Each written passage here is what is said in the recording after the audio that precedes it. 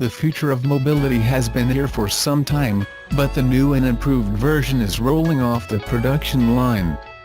Gayle Edmunds visited the state-of-the-art Oppama Plant in Japan as part of the launch of Nissan's new generation Leaf electric car to check out what's next. It is hot. We are all decked out in hard hats and eye goggles. In the midst of a cacophony of mechanical noise, we are told politely, but firmly and often, to stay on the path. As we walk along, the strident, electronic notes of the first movement of Mozart's Symphony No. 40 in G minor burst out every now and then.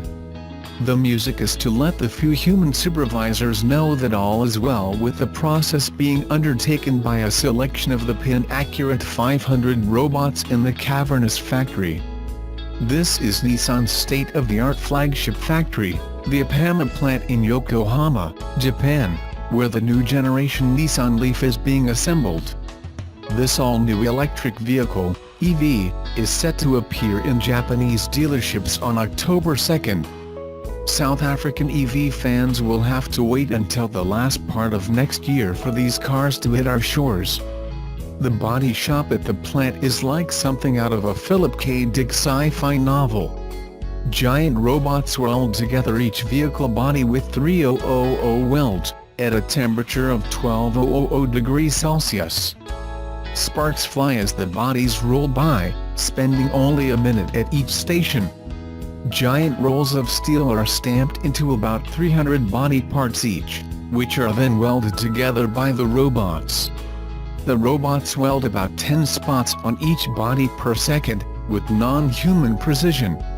The plant has been making cars since 1961, and 13.6 million cars have rolled out of it since then. Of those, just 116,000 are the Leafs, which have been made here since 2011. It is a small number compared with the 77 million vehicles sold worldwide last year. However, the new Nissan Leaf shows just how fast technology is moving. In 6 years, the engineers have increased its range from 280 km a charge to 400 km, without increasing the size of its battery. Although it is not the biggest range in the world's EV market, Nissan's battery technology has progressed to a point where it has upped the density of the energy in the battery to deliver 40% more range. According to research, the average driver travels about 80 kilometers a week, which means the car needs to be charged only once in that time. One of the stumbling blocks to increasing the EV presence in many markets, ours included, is that the infrastructure is not in place.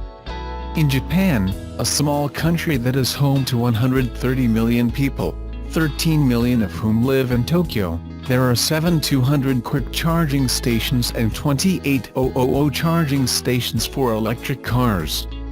In South Africa, EV owners can only charge them at home or at Nissan and BMW dealerships. Globally, the EV market is growing, and Nissan, which pioneered the EV way back in 1947 with a battery-run Tama, believes that the tipping point in the automotive industry is imminent.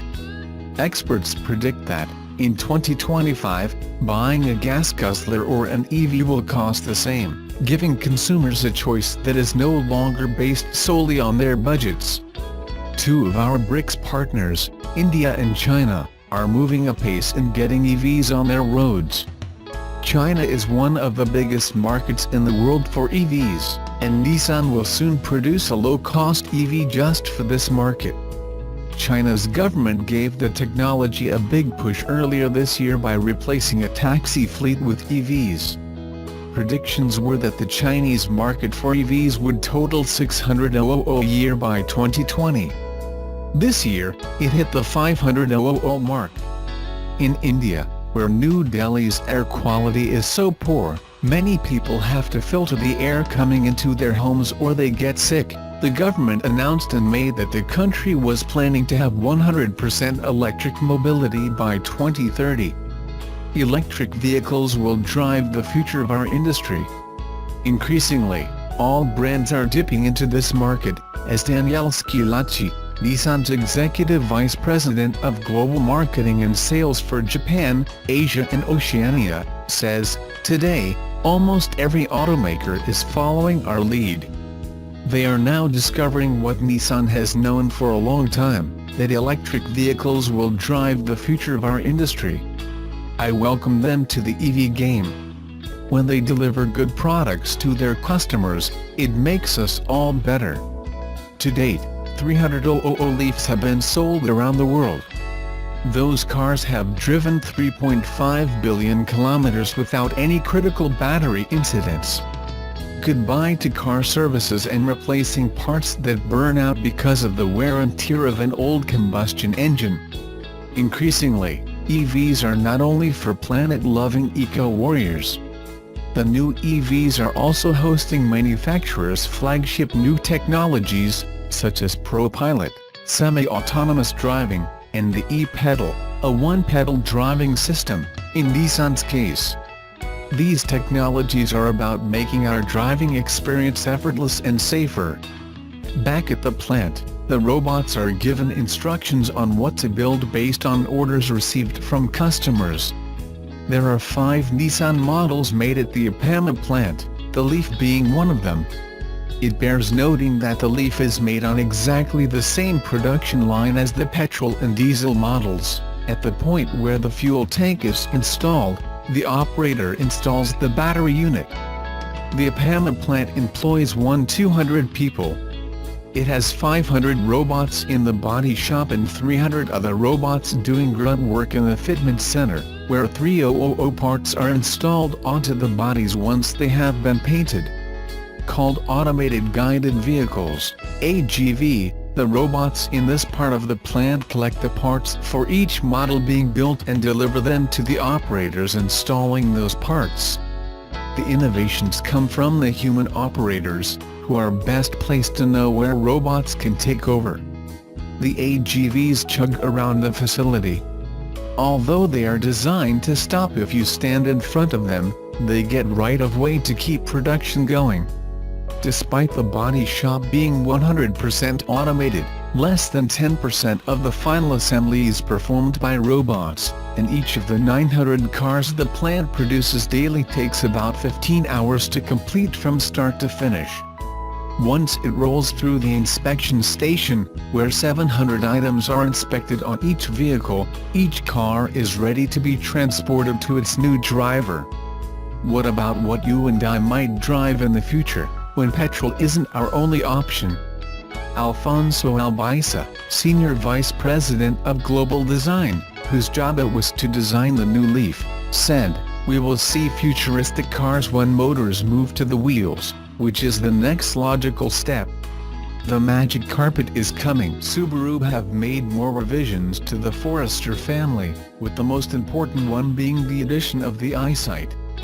This is the brand's advanced driver assist technology, which uses 2 stereo cameras, mounted on each side of the rear-view mirror, to monitor lane markings, other vehicles as well as pedestrians in front. The EyeSight is basically a semi-autonomous driving system, which works together with adaptive cruise control, pre-collision braking, pre-collision throttle management, lane departure and sway warning, lane keep assist, and LED vehicle start alert. It can take control of the throttle, braking, and steering to help avoid or significantly reduce the severity of high-speed accidents. Moreover, Subaru claims that the technology is developed to correspond exclusively to the individual country's traffic conditions, and it can lower carbon emissions by reducing incident congestion, and subsequently lower the economic effects of sitting in traffic. Subaru's EyeSight is offered as standard on the XE Lineatronic and XE Premium Lineatronic grades, and it goes on sale from October, in the United Kingdom, priced from £28,995, $39,211, tax included. These models will also get DAB radio and a black shark fin antenna, at no additional cost. Subaru has quietly given its Forester crossover estate a major safety boost by standardizing EyeSight active safety technology across the range. The driver assist tech promises to completely avoid accidents wherever possible. Using 2 traffic reading stereo cameras, Subaru EyeSight is an image recognition system that captures 3D color footage and then uses advanced software to distinguish cars, motorcycles, bicycles, pedestrians, lane markings and even road furniture such as signs and bollards. The system is based around active cruise control functionality, and includes pre-collision braking, lane departure warning, lane keep assist and pre-collision braking. It can also cleverly smooth traffic flow by detecting when the lead car moves away and priming the vehicle accordingly. It's clever tech that works too.